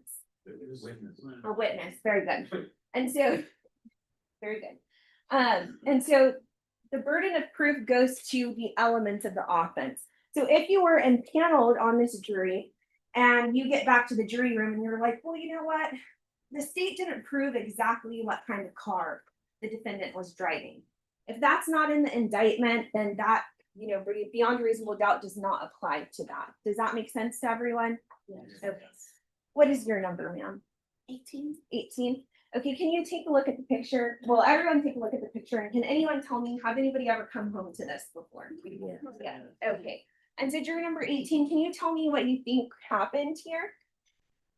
He got in the trash and he's guilty. Okay. I know my dog does it. Yeah, okay. So your dog does that. And some people would say, hey, juror number 18, well, you don't really have any facts to support that your dog did this, right? So we're going to do a case study, right? And it's the state versus puppers. And so what are some possible ways that we could prove that the dog did get into the trash? Well, as you will learn, testimony is evidence. So evidence in a criminal case would be witnesses taking that stand up there and testifying to their personal observation. And so in the state v. Puppers, maybe the state would call the owner of Puppers and the owner would say, hey, I was in the home the whole time, but I was on the second floor of the home. Puppers was the only person that was in the home, and I heard him, making a lot of noise down there. I just didn't know exactly what was going on. And then when I went downstairs, the trash was all disheveled everywhere. And then you can maybe get the testimony of the neighbor who was maybe looking into the home through their window and say, well, I saw Puppers in the area of the trash jumping around, and then the photo that we showed you, right? If you put all of that together, what does the evidence suggest? That Puppers got into the trash. So when we're talking about this, there are a lot of possibilities, right? Anything is possible. Is it possible that an alien came down, broke into the home, and knocked the trash over? No. Some people might say yes, but we have to look at what the evidence suggests. Does that make sense to everyone? Yes. Okay. Knowing that the standard is beyond a reasonable doubt, is there anyone here that says, hey, I don't think that is a high enough standard, and I am going to hold the state to a higher standard and will require them to prove their case 100%? Anyone? Okay. Now I have this question I want you all to answer, and it is, what is your opinion of the criminal justice system? You have 4 choices here, so pick the one that you most align with. 1, you think it's terrible and it takes away the rights of people. 2, you think it's concerning and it interferes with our rights. 3, you think it's helpful and looking out for citizens. And 4, you think it's beneficial and protects us from the harmful acts of others. So I'm going to start with 1. If you believe 1, then raise your card.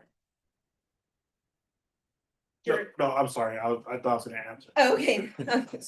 If you most align with choice number 2, please raise your card. Jurors 14, 16, 24, 33, 53, 62, 65, and 66.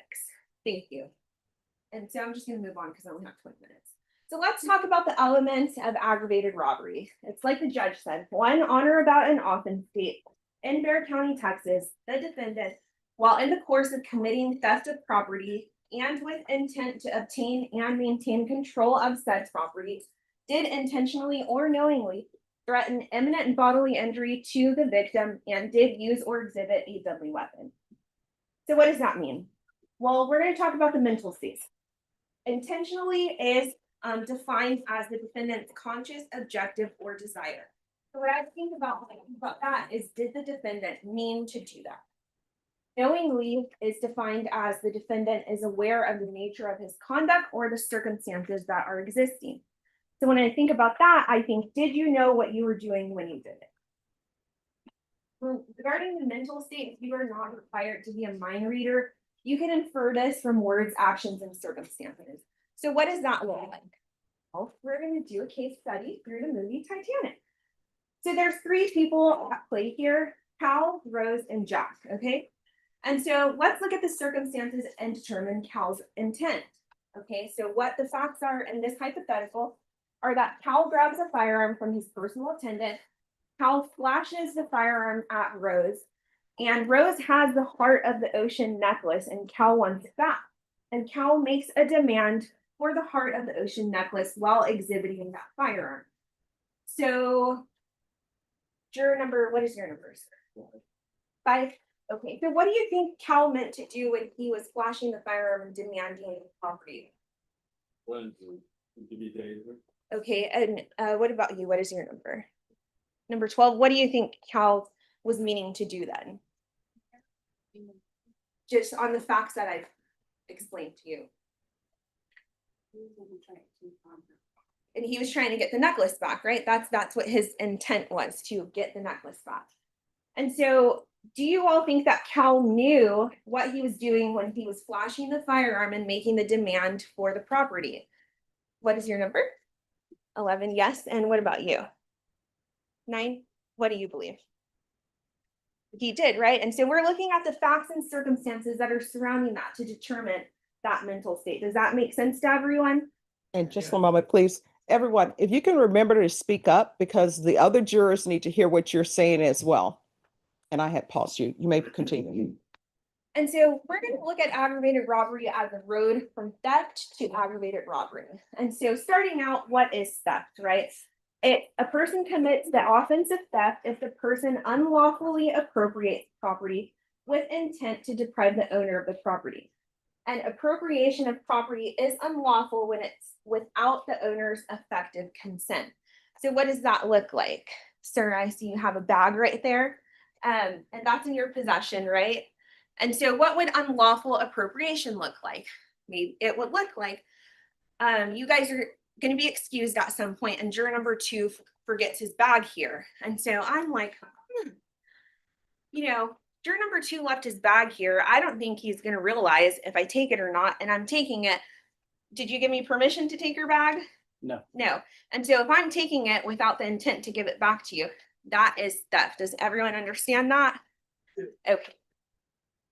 Now, owner is defined as the person that has possession of the property, like I just explained with juror number 2, or a person that has a greater right of possession to the property. And so what does that look like? So I know juror number, what is your number? 15. 15. Okay, are you a bank teller? Yes, I am. Okay, and so what does that look like as a bank teller? Do you own all of the money that's in the bank? No. But do you have authority from your employer to, give the money to customers and protect the money and not give it out to the wrong person? Right, and so you would have a greater right of possession than somebody who's coming in trying to get money that doesn't belong to them, right? That's correct. Okay, does everybody understand that? Yes. Does anybody have any questions about that? No. Okay.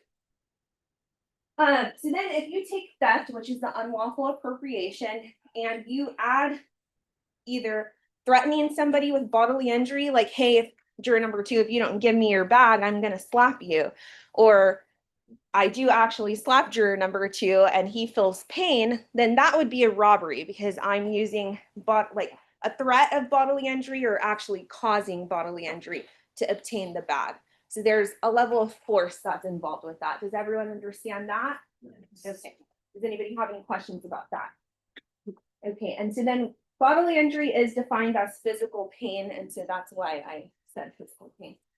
But then when you take the element of robbery and you add using or exhibiting a deadly weapon, that is what gets you to aggravated robbery.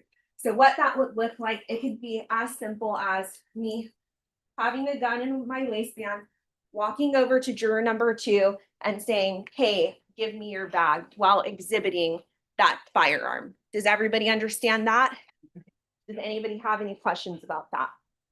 Okay, so regarding aggravated robbery, the law does not require that it just has to be the use or exhibition of the weapon. Okay, it doesn't have to be discharge or anything like that.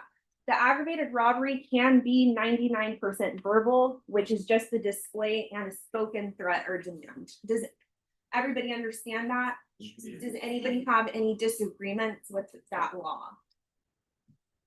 No? Okay. And a firearm is per se a deadly weapon.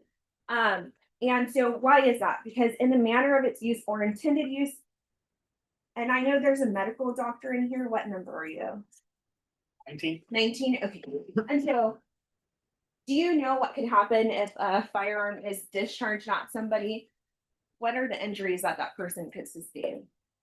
Serious injury, death. Okay, and so that's what a deadly weapon is. Anything that can cause serious bodily injury or death. And so legally, a firearm is a deadly weapon. Does everyone understand that? Okay. Now, I'm going to talk, so I talked earlier about testimony being evidence. So what that looks like is witnesses taking the stand and testifying as to any personal observations that they've made. And so what type of evidence would you all to expect to see in this case? Video. Who is that? Juror number 39, what'd you say? Video. Video? Okay. Do you think that all crimes are caught on video? Both of them. Most of them, you think? Why do you think that? I'm just. Can you stand up, please? Yeah. Okay. Both of them. You said most of them are caught on video? Yes. Why would you say that? YouTube, I guess, I don't know. Yeah. Do you think that smart criminals commit their acts on video? Yes, both of them, Smart ones, but not, all of them do. oh, all of them? Yes. Okay. Does anybody disagree with juror number 39? Right, so a lot of times, most times, video evidence is not. I'm just gonna move on from that. 5 minutes. Juror number 4, what other evidence? Facts. Facts, okay, right, so facts coming from the witnesses, photos maybe, and so what I'm getting at is in an aggravated robbery case, what do you all expect to see the stolen property? Some people might, well, juror number 16, go ahead. Possession Of the accused. But what do you think if somebody didn't want to be caught and charged with this offense, what do you think they would do with the property? Do you think that they would keep it or juror number 11? Right, and juror number 12? Pass it on, right? There are a lot of possibilities here, right? Somebody could be stealing to make a profit for themselves and resell it. So knowing all of that, is there still anyone here that says, I would require the state to bring in the alleged stolen property? No? Okay. I'm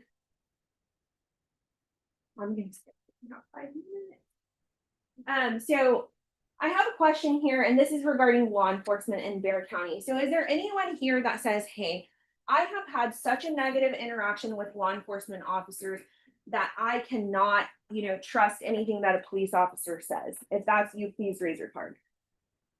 Juror number 16. Okay, so you've had a negative interaction with law enforcement, and you're saying that you wouldn't be able to disregard that and render a fair and impartial verdict in this case? No waffling. So would that be weighing on your mind, and would you be viewing the evidence through the lens of your negative experience? Yes, you would. Okay, thank you. Is there anybody else here who says, hey, I've had just such a negative interaction with law enforcement that I don't really trust police officers? Juror number 40. Would you be able to disregard your personal experience and render a fair and impartial verdict in this case? No, there's been too many cases where police officers have used each other, especially. Can you speak up? Yes, sir. You said no? No. Okay. Does anybody else feel like juror number 40? Okay. And then does anybody here have a family member that went through the criminal justice system and they feel that that person did not get a fair shake and they would not be able to disregard that? No. Okay. And is there any? Excuse me, I think somebody over here. Somebody over here. Juror number 62. Yeah, not so much in a trial, but afterwards, how they would go about that. Okay, and so you feel like you would not be able to disregard that in this case? I could. You could? Not, I could. Are you sure you could disregard it and listen to the evidence in this case and make a fair verdict? Okay. And then is there anybody here who is just not able to sit in judgment of another due to personal, moral, or religious beliefs? No? Do I have? 1 minute, 48 seconds. I know that there are people that served on a jury previously. Can you please raise your cards really quickly? Okay. Juror number 10, in your trial, did they go to the judge or jury? I mean, 2, I'm sorry. Judge or jury for punishment? Jury. Okay. Jury. 10, same question, 17. 23. Jury. 28. Jury. Okay, 32. Get to the jury. Okay. They settled? Okay. 50. Jury. Jury, okay, 52. Jury. Jury, 57. Not guilty, thank you. 61. Judge, 64. 65. It was dismissed, okay, and 70. Okay, thank you and 38. Settled. They settled? Okay, thank you very much. So that's all I have for you all. Thank you all very much. All right. Defense, are you ready to proceed? Yes, Your Honor. All right, you may proceed. May it please the court. Ladies and gentlemen, my name is Arlen Gay. This is Ryan Arnett. And here's Mr. Beltran. This is going to happen old school. No PowerPoint. I'm just going to talk with you. I only have 20 minutes. So this is like speed dating. Okay. So I'm going to ask a question. Whoever wants to answer it, raise their hand. Whose trial is this? Again, Gotta put your card up, you gotta stand up. There's in front of us. 62. Yes, but because the state has the burden of proof, isn't it their trial? We have a head nodder right behind you. Oh, number 70. Yeah. Sam. Yes, 70. Okay. And I apologize. The attorneys are mic'd, so the court reporters can hear you, but we don't have enough for everybody. So I have the mic. So I'm going to ask you, and I'm not getting on you. It's just the court reporter asked us to do this. Okay. And the court is giving us 20 minutes. And when you guys came in, you saw us frantically looking through paperwork. Well, those were your cards, and we had just been given your cards, okay? So it wasn't disrespectful to the judge while she was speaking for us to look at that. And you'll see us also look at our cell phones and computers. Why during the trial? Because that's how we receive information. That's how we look things up. We have apps. We have things that we do on our computer and phone. So we are not, ordering on Amazon during this trial. We're not doing those things. And during this trial, you won't be able to have your phone in front of you. And I know that seems unfair, but I trust you, we are using it for the trial, okay? So it's the state's trial. They have the burden of proof. They have the complete burden of proof. We don't have to do anything. But I think just from knowing me a few minutes, I think you would know that I am going to do something, right? So I think you're going to expect that from me, but we don't. So you may expect us to do something, but we don't have to under the law, okay? The court has talked about the presumption of innocence. And that is such a cornerstone of our republic, is that we are presumed innocent. Can anybody raise their hand and tell me a country where you are presumed guilty at the beginning of a trial? 34. North Korea? North Korea, good. Anybody else? 63. I'll go with Russia. Russia, good. Another superpower? 10. China. You're right. So in those countries, you are presumed guilty. It's like digging yourself out of a hole. But who has the resources? Number 11. Do you think the government? Right? Yeah. Okay, so they have the resources. They're the ones that start out. They're the ones that determine what evidence is collected or not collected. So the presumption of innocence is our cornerstone. And this presumption lasts throughout the entire trial into the jury room. The judge also talked about proof beyond a reasonable doubt. Okay? And that is a cornerstone of our country. Proof beyond a reasonable doubt. Because when the colonies, when they were under control of the British, that there wasn't any. You people would get locked up, would not have trials. There was mere suspicion was enough to convict people. That's assuming you had a trial. And that's why in the Declaration, we talk about our country and people being held. Well, part of a trial is proof beyond a reasonable doubt. That's the state's burden. It's always the state's burden. What is that proof beyond a reasonable doubt? Well, the state has told you what they believe it's not, okay? But it's proof beyond all reasonable doubt. When you sit on a jury, you get to have your own reasonable doubt. So there can be 12 reasonable doubts. You don't have to agree with your fellow jury persons, okay? So proof beyond a reasonable doubt is the highest standard in the law. It's the highest. We used to have a definition, but we don't have one anymore. Courts have decided that wasn't a good idea. And that was a long time ago. But when you are pulled over for a traffic ticket, and I'm going to ask you, sir, number 60, when you're pulled over for a traffic ticket, what is the, what do they have to pull you over? Reasonable suspicion. That's right. I knew you'd know the answer to that. Thank you, sir. So that's number 60. So reasonable suspicion. Okay. And earlier in the voir dire, the state asked, well, the judge asked, hey, who's gotten a traffic ticket, right? So when you got pulled over for your traffic ticket, you got pulled over on reasonable suspicion. So anybody who knows anybody that got arrested before? Anybody who knows somebody? Okay, what's your number 29, thank you. So what do you think the officer had to know? What theory did the officer work under to arrest your friend or family member? Well, you watched him. So he committed 29, committed an offense in front of the officer. Okay, so in order to arrest somebody, number 29, you have to have probable cause. Reason to believe a crime's been committed. That's it. Just probable cause. Okay, that's it. So very low standard. Then we get to civil case. I know some of you may have sat on a civil case or have had your own civil cases.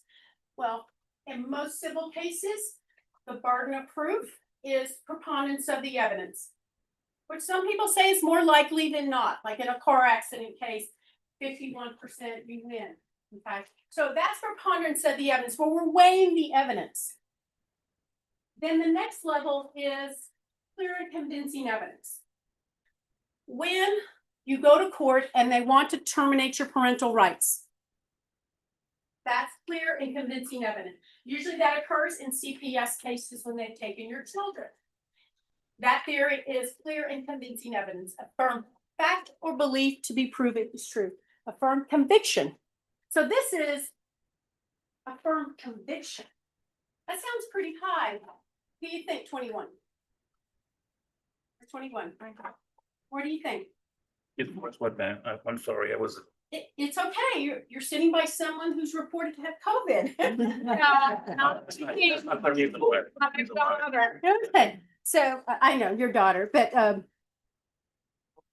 so what do you think? That clear and convincing evidence. Do you think that's a high standard? Yes, ma'am. It's a very high standard. Yes, and I'm just teasing with you. okay. So that's a high standard. And then way over here, stair steps up, we have proof beyond a reasonable doubt. Okay. And it's important in the law because you have to be sure. Why do you have to be sure? Number 18. Why does the proof have to be so high? To make sure that they have the right evidence. I'm not too sure. Okay. I think you're almost there. I think, how about because there's such a liberty interest? People go to prison. People, you have to leave their family, leave their children. People go away to prison. And we have to make really, really sure, right? I think that's what you were getting at. Is that fair? But that's why the standard of proof is so high in a criminal case. So, evidence you'll hear from the witness stand, right? My job, one of my jobs, is I will object. I will do my job. And I recently had a trial where that the jurors, some of the jurors didn't like that. Okay? So, you know, would you expect me, number 15, to object to evidence? Absolutely. Okay. And you're not going to hold it against me? No. Anybody else? But if I have to object, and maybe during this trial, you have to be taken out of the courtroom. Is that going to bother anybody? Okay. No. Thank you.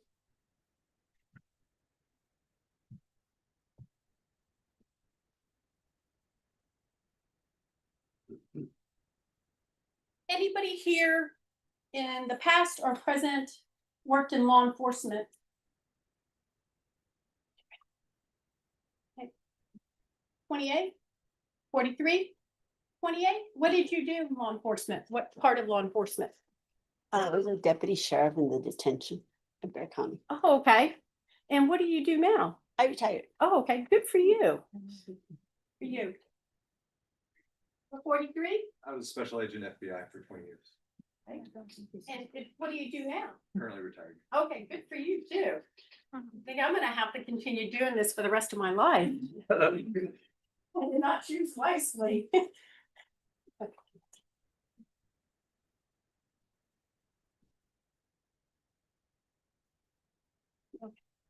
I'm gonna ask some specific questions. So I randomly wrote some things down of people who've retired. I think number 21. What did you retire from? What Postal job? Service. Pardon me? Postal Service. Postal Service? Yes, ma'am. Thank you. Number 28. That's you. We've already handled you, right? You got your service. Number 46. 46. Yes, ma'am. I'm just a housewife.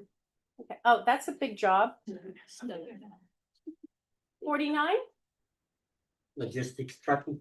Trucking. Thank you, sir. 50. AT&T. AT&T. 63. Here's IT solution. And 66. You retired from the Army? What did you Yes. do in the Army? I was a combat engineer. Thank you, sir. Thank you for your service. Number 39. Yes, ma'am. You were in the Army. Yes. Thank you for your service. What did you do for them? Auto mechanic. Thank you. Fine. Number 4. Oh, What do you do at USAA? I work on projects, Okay, secret projects. so just enhancements, things to improve the systems, things like that. Let's see. Number 25. Number 25. Oh, what was your last employment?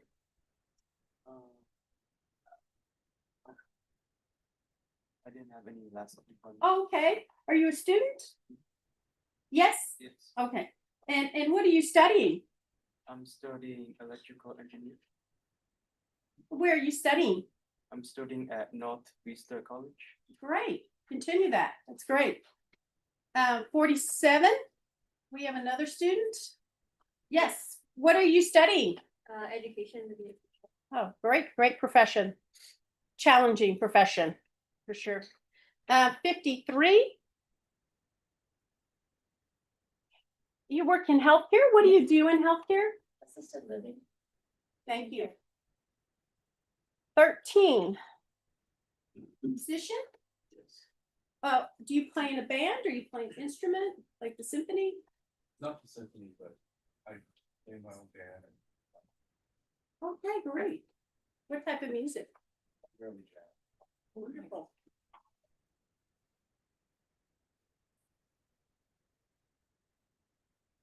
And we have a couple people that I'm going to ask about spouse's occupation. Number 40.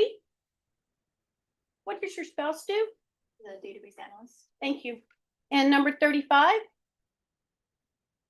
My husband works for the Home Depot. Okay, thank you.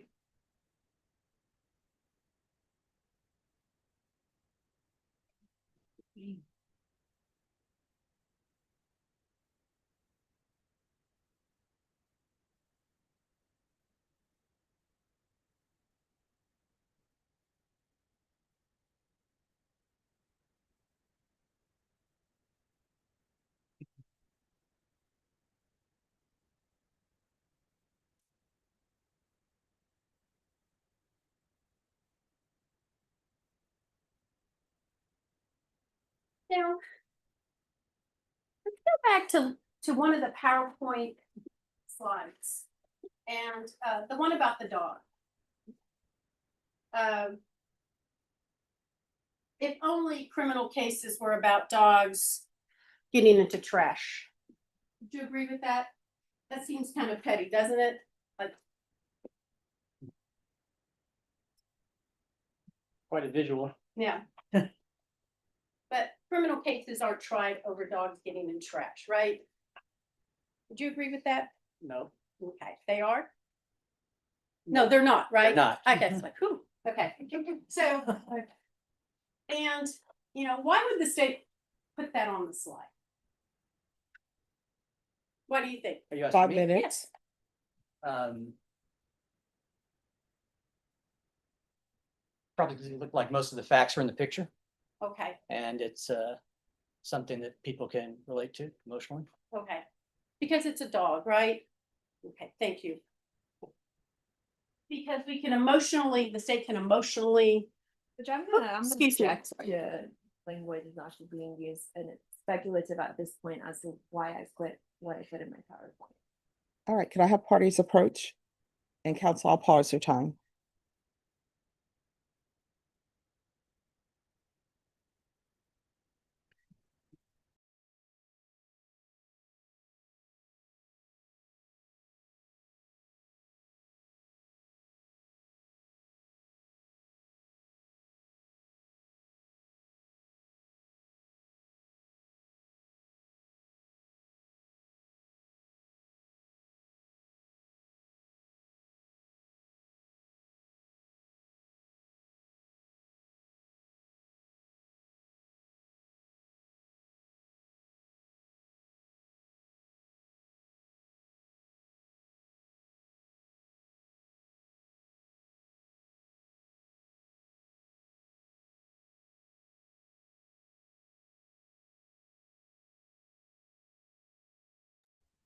So when you saw that picture with the dog, wouldn't you want to know, like, if they had other dogs? Right, they had a head shaker over here. Number 37. Also, wouldn't you want to know if maybe somebody in the household had kicked the trash over, like the night before, right? Wouldn't you want to know if maybe that dog got set up and someone left the trash out, right? Because when when I leave the trash out and they get in it, guess whose fault it is? Yeah, this finger's pointing at the person, right? So, it's, you have to look beyond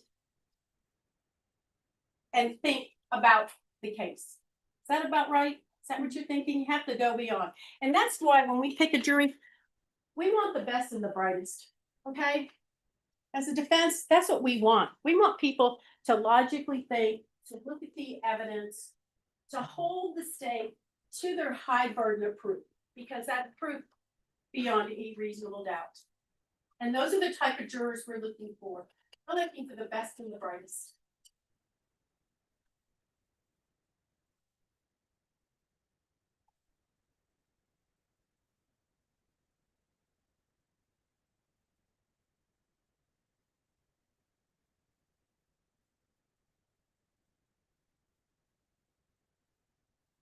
The state had mentioned, well, if you know what happened in the case, then that makes you a witness. I think somebody over here answered that question.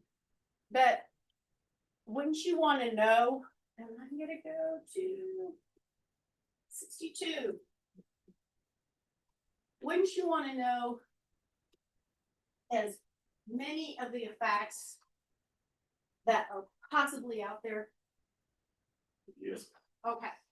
And in a crime scene, when the police are investigating, who do you believe has the better opportunity to gather that evidence? That's actually. Yes, who do you think? The alleged perpetrator and the officers. I would believe that the officers would have a better chance of collecting whatever evidence they would support that. Correct. So you would want to know everything possible, right? Okay, thank you, sir. And it's important for the government, the state, and their employees to do their job. Would you agree with that? Anybody here on the front row want to answer that? What's your number? Number 5. Thank you, sir. So